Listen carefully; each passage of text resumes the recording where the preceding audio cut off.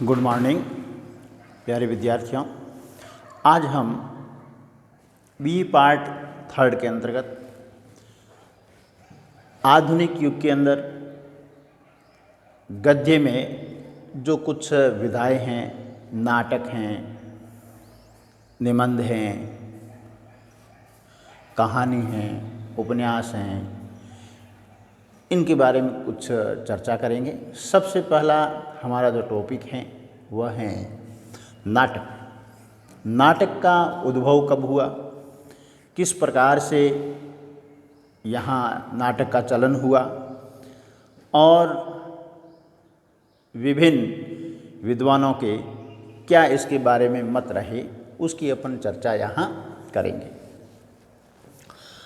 नाटक की उत्पत्ति के बारे में अपन देखते हैं तो मनोवैज्ञानिकों ने मूलतः 3 बातें कही हैं और वह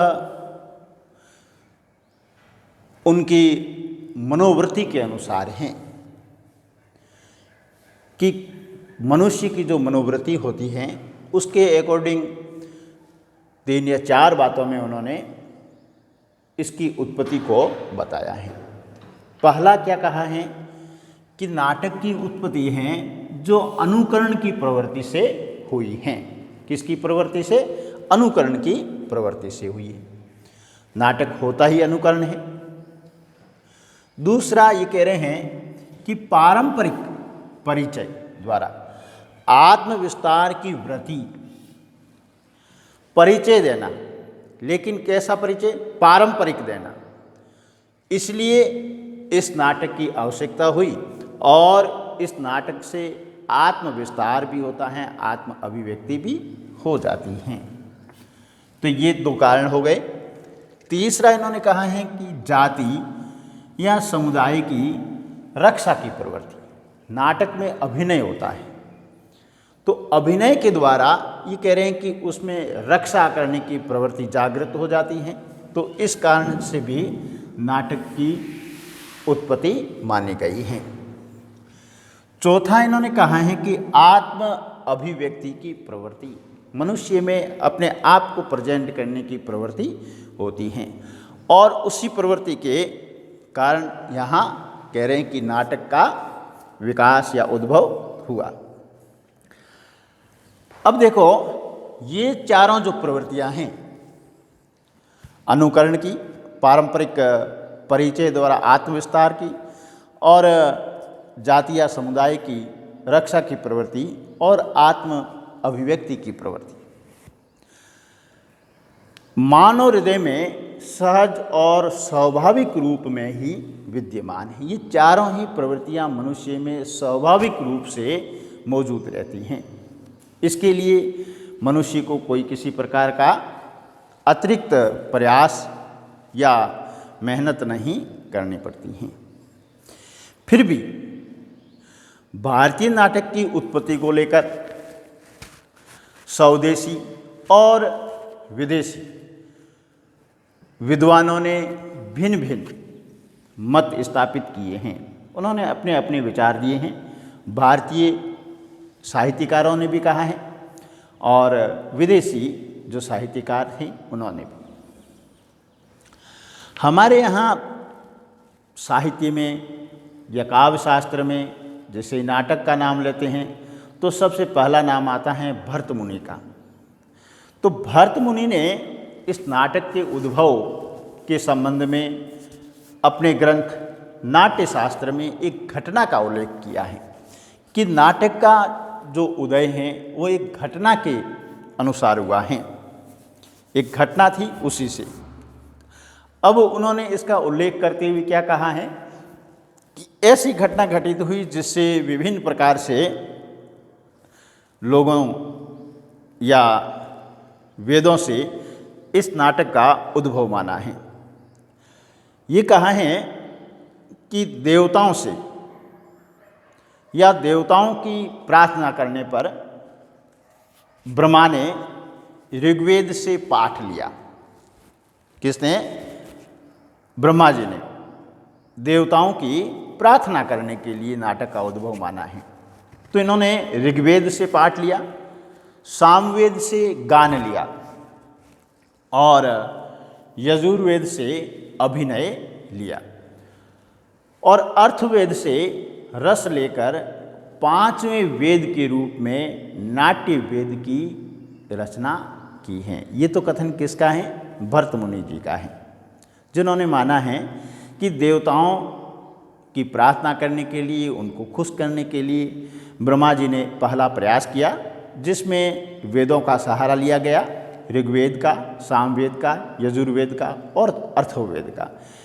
इन चारों ही वेदों से भिन्न भिन्न चीज़, किसी में पाठ, गान, अभिनय और रस लेकर के पांचवें वेद के रूप में नाटक की स्थापना हुई। देखिए, भारतीय नाटक की उत्पत्ति को लेकर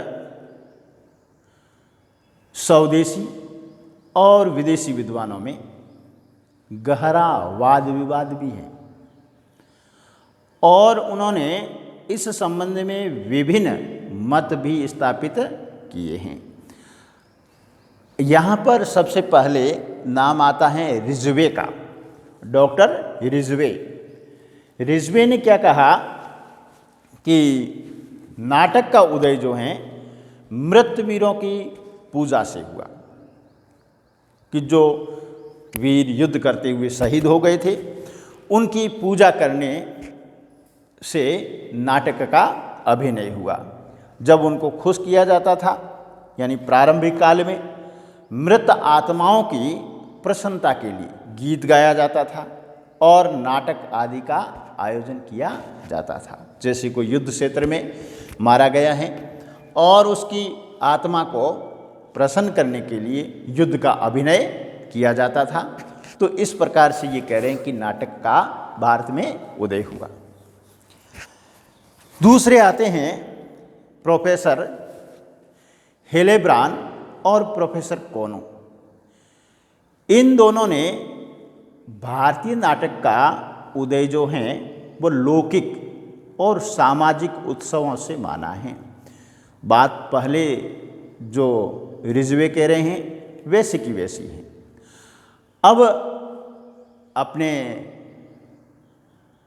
पितृदेवता को मनाने के लिए आज भी भारत में उत्सव मनाया जाता है, आयोजन किया जाता है। तो ये कह रहे हैं कि लौकिक, इस लोक की और सामाजिक उत्सवों से इसकी उत्पत्ति हुई है। फिर आते हैं डॉक्टर पिसेल। पिसेल जी का मत है कि भारतीय नाटकों का मूल लौकिक आधार मानता है। इन्होंने कहा है कि भारतीय नाटकों का मूल किसमें है? लोक में ही हैं, लौकिक आधार हैं। लौकिक उत्सव की बात जो कही है हिलेब्रान और प्रोफेसर कोना ने, तो ये भी वैसा ही कहते हैं। और क्या कहा है कि नाटकों का उदय कठपुतलियों के नाच से हुआ, कि नाटक का उद्भव जो है कठपुतलियों के नाच से इन्होंने माना है। फिर ये कह रहे हैं कि भारत में नाटक का प्रचलन यूनानी संपर्क से भी बहुत पहले हो चुका था। कई लोग ऐसा मानते हैं कि भारत में नाटक का जो चलन है वह यूनान के संपर्क में आने के बाद हुआ है, लेकिन ये कह रहे हैं कि यूनान के संपर्क से आने से कई वर्ष बहुत पहले हो गया था। पाणिनि ने 400 ईसा पूर्व में अष्ट अध्याय लिखा है और उस अष्टाध्याय के सूत्रों से दो पात्र आते हैं, कुशाश्व और शिलालेन। और ये दोनों पात्र जो हैं वहाँ नट सूत्रकार हैं और अपने ग्रंथ में उनका इन्होंने उल्लेख भी किया है। यानी कुशाश्व और शिलालेन नाम के नट सूत्रकारों का अपने ग्रंथ में नामोल्लेख किया गया है। इसके आगे अपन देखते हैं तो वाल्मीकि की रामायण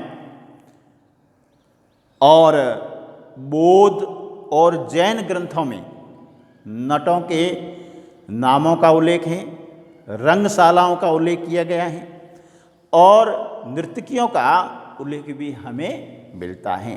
तो हम ये कह सकते हैं कि नाटक का जो उदय है वो आज का नहीं है। फिर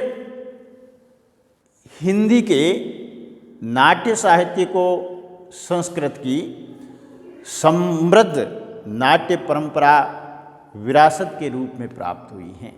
यानी ये जो भारत का नाटक हैं या भारत के नाटककारों को अधिक मेहनत नहीं करनी पड़ी, क्योंकि एक भरा पूरा साहित्य जो है वह इनको संस्कृत से मिल गया था। भरत मुनि का नाट्य शास्त्र इस बात का प्रमाण देता है कि हिंदी साहित्यकारों को संस्कृत की नाट्य परंपरा समृद्धिपूर्वक मिल गई है। फिर आता है हिंदी के सर्वप्राचीन नाटक मैथिली नाटक ही हैं। यानी सबसे पहले और प्राचीन नाटक जो हैं वो मैथिली नाटक हैं। लोक रंगमंच के कारण हिंदी में 17वीं शताब्दी से कुछ पद्यबद्ध संवाद प्रधान नाटकों की परंपरा का गणेश भी हुआ है। यानी 17वीं शताब्दी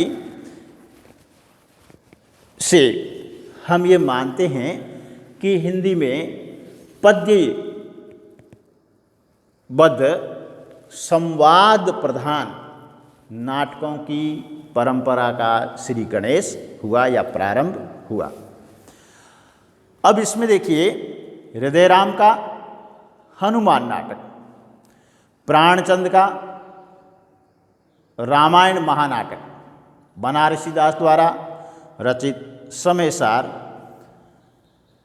19वीं सदी में माधव विनोद नाटक और जानकी राम चरित्र नाटक, रामलीला विहार नाटक, रामायण नाटक, नहुस नाटक आदि ये सभी जो नाटक थे पद्यबद्ध है। और आधुनिक युग के आगमन तक भारत में नाटकों का प्रचलन हो चुका था। अब देखिए डॉक्टर दशरथ ओझा ने अपने एक महत्वपूर्ण अनुसंधान द्वारा संवत 1289 में रचित गए सुकुमार रास, क्या नाम है, गए सुकुमार रास को हिंदी का प्रथम उपलब्ध नाटक सिद्ध किया है। क्या कहा है कि 1289 में गए सुकुमार रास जो नाटक लिखा गया है वह हिंदी का प्रथम उपलब्ध नाटक है। लेकिन हमारे विचार से यह रासक या रास श्रेणी का काव्य है, क्योंकि इसका नाम ही उसी प्रकार का है, गए सुकुमार रास। तो ये एक प्रकार का काव्य है, नाटक नहीं। इसमें गद्य शैली, संवादों के आयोजन एवं अभिनय के संकेतों का पूर्ण रूप से अभाव है, इसलिए हम इसको हिंदी का प्रथम नाटक नहीं कह सकते। आधुनिक हिंदी नाटक की हम बात करते हैं तो ये कह सकते हैं कि इस युग में नाटक का समुचित विकास होना प्रारंभ हो गया था। सन 1850 से अब तक के युग को हम नाट्य रचना की दृष्टि से 3 खंडों में विभक्त कर सकते हैं। भारतेंदु युग 1850 से 1900 तक, प्रसाद युग 1900 से 1930 और प्रसादोत्तर युग 1930 से अब तक के काल को। अब देखिए कि इसमें हमने अभी तक यह पढ़ लिया है कि नाटक का उद्भव कैसे हुआ, उत्पत्ति कैसे हुई, जिसमें हमने कुछ मनोवैज्ञानिक या मनोवृत्तियों के आधार पर 4 भागों में बांटा, फिर कुछ भरत मुनि का उदाहरण लिया और फिर रिजवे, हेलेब्रन, पिसेल, फिर कुछ हमारे हिंदुस्तान के साहित्य थे उनका जिक्र किया और हम यहाँ पहुँचे कि आधुनिक युग के नाटकों को हमने यहाँ पर 3 खंडों में बांटा है और वह पहला है भारतेंदु युग, प्रसाद युग और प्रसादोत्तर युग। अब देखिए भारतेंदु युग की अपन बात करेंगे। हिंदी नाटक का वास्तविक प्रारंभ जो है वह आधुनिक युग में भारतेंदु युग से माना जा सकता है। सन 1853 में नवाब वाजिद अली शाह के दरबार में इंद्रसभा नामक नाटक अभिनीत हुआ था। सबसे पहले यह नाटक अभिनीत हुआ था 1853 में। किसके दरबार में? नवाब वाजिद अली शाह के। नाटक का नाम था इंद्रसभा। देखिए इस नाटक में क्या है, वह उर्दू शैली में लिखा गया है। शैली कौन सी है उसकी? उर्दू। और इसी को हिंदी का पहला नाटक माना जाता है। फिर देखिए स्वयं बाबू भारतेंदु हरिश्चंद्र ने हिंदी का प्रथम नाटक अपने पिता बाबू गोपाल चंद्र द्वारा रचित नहुस नाटक जो 1841 में रचना हुई उसे बताया है। किंतु हम उस नाटक को तात्विक दृष्टि से देखते हैं तो वह पूर्ववर्ती ब्रजभाषा जिसमें पद्यबद्ध नाटकों की ही परंपरा में आता है। अब देखिए भारतेंदु काल राष्ट्रीय जागरण तथा नव संस्कृति चेतना का उन्मेष युग है। यानी इस युग में राष्ट्रीय जागरण की बात हुई है और नव सांस्कृतिक चेतना की बात कही गई है। इसमें जहाँ तक एक और जन सामान्य में राष्ट्रीय भावना का उदय हुआ, वहाँ दूसरी ओर सामाजिक और धार्मिक जागरूकता भी आई। नव जागृति के संक्रमण काल में जनजीवन में राष्ट्रीयता और सांस्कृतिक चेतना के लिए उस युग में नाटकों का माध्यम अत्यंत उपयोगी सिद्ध हुआ। यानी आम जनता में राष्ट्रीय जागृति फैलाने के लिए और सांस्कृतिक चेतना के लिए इस युग के नाटककारों ने या साहित्यकारों ने या समाज सुधारकों ने, हम कह सकते हैं कि नाटक को माध्यम बनाया और नाटक जो हैं वह सबसे उपयोगी सिद्ध हुए। भारतेंदु का आधुनिक हिंदी साहित्य में वही स्थान है जो रूसी साहित्य में पुश्किन का है। भारतेंदु का प्रथम नाटक विद्यासुंदर में किसी बंगला के नाटक का छायानुवाद था। यानी जो पहला इनका नाटक था विद्या सुंदर, उस नाटक पर बंगला साहित्य का प्रभाव स्पष्ट देखा जाता है। इनके नाटक मुख्यतः जो हैं पौराणिक हैं, सामाजिक हैं और राजनीतिक विषयों पर आधारित हैं। सत्य हरिश्चंद्र, धनंजय विजय, मुद्रा राक्षस, कर्पूर मंजरी, ये चारों अनुवादित नाटक हैं। यानी इन्होंने कई नाटकों का अनुवाद भी किया है। अपने मौलिक नाटकों में उन्होंने सामाजिक कुरीतियों एवं धर्म के नाम पर होने वाले कुकृत्यों आदि पर तीखा व्यंग्य किया है। पाखंड विडंबना, वेंदे की हिंसा हिंसा न भवती, इसी प्रकार के नाटक हैं। यानी सामाजिक कुरीतियों और धर्म पर व्यंग्य किया गया है और समाज सुधार की बात करते हैं। विशेष्य विस्मोषधम में देशी नरेशों की यानी देशी राजाओं की दुर्दशा पर आंसू बहाए गए हैं। क्यों? क्योंकि इस युग में हमारे देशी राजा थे वह अंग्रेज़ों के अधीन थे और जनता का ख्याल नहीं रखते थे। तो उनकी स्थिति को देख करके ये आंसू बहाते हुए नज़र आ रहे हैं और उन्हें चेतावनी भी देते हैं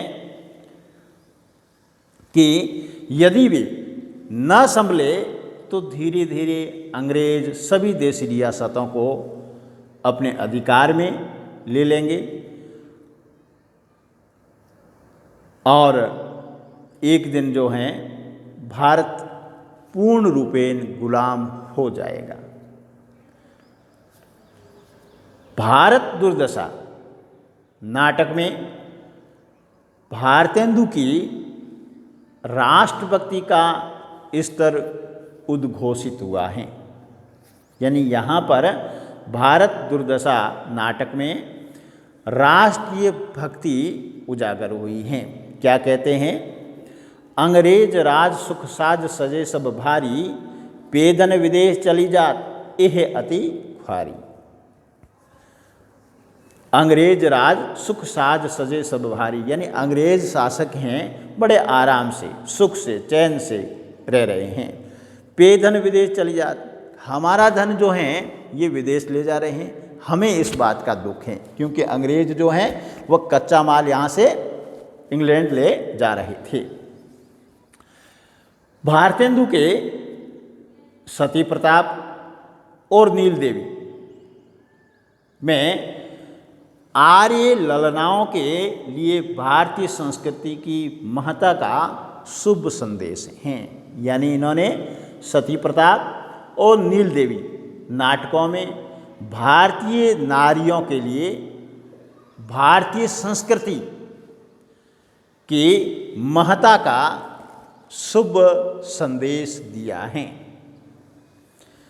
शालिग्राम का मोरध्वज, भोजदेव उपाध्याय का सुलोचना सती, राधा कृष्ण दास का महाराणा प्रताप, श्रीनिवास दास का संयोगिता स्वयंवर तथा प्रताप नारायण मिश्र का हठी हमीद आदि ऐतिहासिक एवं पौराणिक नाटक इसी सांस्कृतिक जागरण के फलस्वरूप लिखे गए हैं।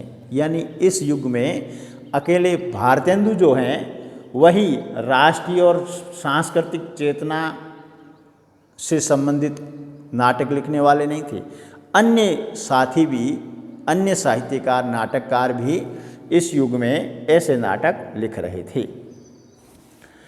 ऐसे नाटकों में राजा लक्ष्मण सिंह द्वारा अनुदित अभिज्ञान शकुंतला का हिंदी अनुवाद उल्लेखनीय है। इन जो विवेचन से हमें ऐसा लगता है कि मात्र यही इतने नाटककार नहीं थे, जैसे हृदयराम की, प्राणचंद की, बनारसीदास, भारतेंदु की बात, उसके बाद में प्रताप नारायण, शालिग्राम, भोजदेव, श्रीनिवास दास, यही नहीं थे। इनके अतिरिक्त भी इस युग के अन्य नाटककारों में लाला श्रीनिवास दास, जिसने रणधीर प्रेम मोहिनी और संयोगिता स्वयंवर नाटक लिखे। दूसरे राधा कृष्ण दास, महारानी पद्मावती, महाराणा प्रताप सिंह, 2 नाटक लिखे। बाल कृष्ण भट्ट ने दमयंती स्वयंवर, कलिराज की सभा, रेल का विकट खेल, बाल विवाह आदि नाटक लिखे। बद्रीनारायण चौहान प्रेमधन ने भारत सौभाग्य और वृद्ध विलाप, राधा कृष्ण गोस्वामी ने अमर राठौड़, बुढ़े मुहासे, प्रताप नारायण मिश्र ने गो संकट, हठी हमीर, किशोरीलाल गोस्वामी ने चौपट चपेट, प्रहसन आदि उल्लेखनीय नाटक और नाटककार हैं। भारतेंद्र युग में जो नाटक लिखे गए वे विषय की दृष्टि से ऐतिहासिक हैं, पौराणिक और सामाजिक नाटक कहे जा सकते हैं। प्रवृत्ति की दृष्टि से यदि इस युग के नाटकों का विश्लेषण करें तो यह स्पष्ट हो जाता है कि ये आदर्शवादी हैं या सुधारवादी हैं, क्योंकि ये नाटक आदर्श की बात करते हैं, हमें जागृति की बात करते हैं और संस्कृति की बात करते हैं। तो ये आदर्शवादी हैं या फिर सुधारवादी हैं। इसी युग के सामाजिक नाटकों में समाज की बुराइयां जैसे बेमेल विवाह, छुआछूत, विधवाओं के जीवन की विडंबना, मद्यपान और धार्मिक पाखंड आदि की आलोचना की गई है। ऐतिहासिक नाटकों में शौर्य, बलिदान, सतीत्व रक्षा और सत्यवादी प्रवृत्तियों का उदात्त रूप दिखलाया गया है।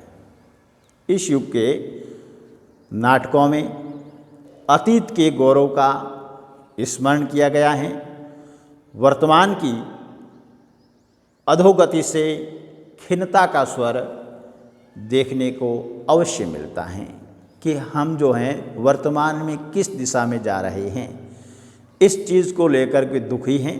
तो इसका स्वर जो है अवश्य उसमें मिलता है। भारतेंद्र युग के जो हिंदी नाटक पर लोक नाट्य परंपरा और संस्कृत नाट्य शास्त्रीय परंपरा का स्पष्ट प्रभाव दिखलाई देता है। ये कुछ था हमारा भारतेंदु युग के नाटकों का सामान्य सा विश्लेषण। आपको हमारा ये विश्लेषण कैसा लगा, आप हमारे इस चैनल पर कमेंट कीजिए,